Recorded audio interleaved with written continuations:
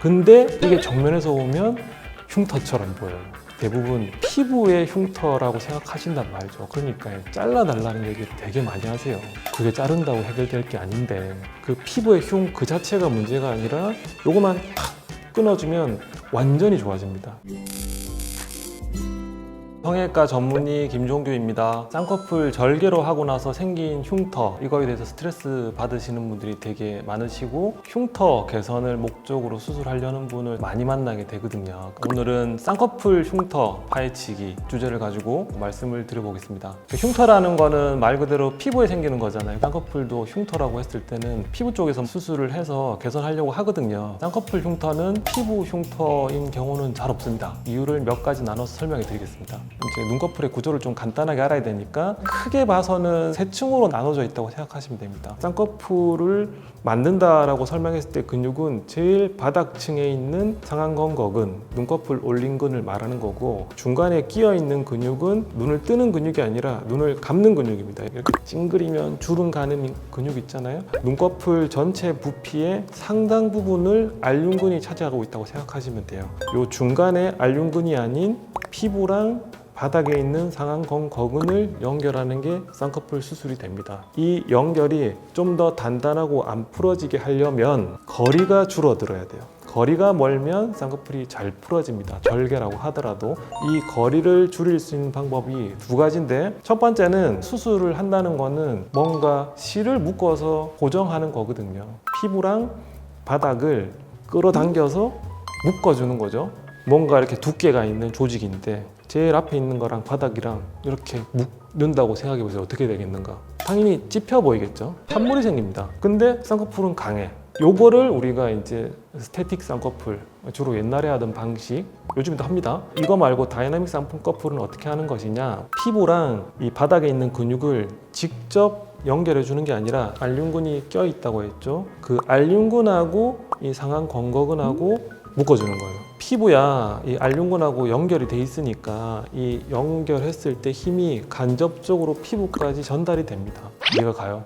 휴지가 피부라고 생각하시면 되고, 요게 상안건거근, 눈 뜨는 근육이라고 보시면 돼요. 상안건거근이 피부에 바로 연결이 돼 있잖아요. 근육이 조금만 수축해도 바로 함몰이 생겨요. 근육의 움직임이 피부에 그대로 노출이 되게 되거든요. 좀 간접적으로 이어준다 생각하시면 이렇게 중간에 알륜근이 좀 도톰하게 껴있다고 보시면 돼요. 근육이 조금 움직여도 티가 안 납니다. 근육이 상당히 많이 움직였을 때 이제 딸려 올라가기 시작한다는 거죠. 스태틱 쌍꺼풀은 눈을 감아도 약간 찝혀있는 느낌이 생길 수밖에 없고, 다이나믹 폴드는 눈을 감았을 때는 완전히 평평하게 되고, 뜰 때 서서히 쌍꺼풀이 이렇게 이제 드러나게 되는 겁니다. 그 다음 두 번째로는 알륜근의 부피 자체를 아예 줄여버리는, 피부랑 바닥이 먼 거보다는 가까운 게 훨씬 쌍꺼풀이 견고하게 되거든요. 중간에 알륜근을 잘라내는 거예요. 그러면 이제 여기 거리가 좁아지겠죠. 고정을 강하게 하지 않더라도 알륜근 절제가 많이 되면 쌍꺼풀이 좀 더 안정적으로 잡힌다. 근데 이게 정면에서 보면 흉터처럼 보여요. 절개의 흉터는 거의 안 보이는 경우가 많아요. 그 피부의 흉 그 자체가 문제가 아니라 안쪽의 문제에 의해서 바깥에 함몰이 발생하면서 이제 되게 안 좋아 보이는 거다. 근데 이제 오실 때는 대부분 피부의 흉터라고 생각하신단 말이죠. 그러니까 잘라달라는 얘기를 되게 많이 하세요. 그게 자른다고 해결될 게 아닌데, 강한 고정은 앞서 말씀드린 것처럼 두 가지다. 첫 번째는 너무 피부에 가까운 조직을 끌어당겨서 고정하는 경우, 우리가 그거는 풀면 좋아지거든요. 요거만 탁 끊어주면 완전히 좋아집니다. 위에 사진에서는 뭐가 되게 찝힌 모습이 강하게 보이죠. 근데 이제 잘 보면 찝혀 있는 부분 위로 하얀색 선이 보여요. 거기가 절개선입니다. 절개선은 약간 위에 있고 그 밑에 함몰선이 뚜렷하게 보이는 거죠. 정상적으로는 절개한 선에 쌍꺼풀이 생겨야 되거든요. 근데 이제 이분처럼 절개한 선보다 약간 밑에 생기는 경우가 생각보다 많아요. 그럼 흉터가 되게 안 좋아 보여요. 그 절개선부터 밑에 함몰선까지 그 사이에 있는 끼어 있는 피부가 전체가 다 뭐 함몰된 것처럼 보이니까, 이런 경우는 동일한 절개선으로 절개를 하고 들어가서 함몰된 유착을 끊어줘요. 알륜근 한 중간쯤을 해서 적당히 자연스럽게 물어주면 수술 후 보시면 상당히 좋아집니다. 피부는 전혀 자르지 않았고 그대로 절개하고 안쪽에 살들을 이제 다시 수술을 해준 거죠.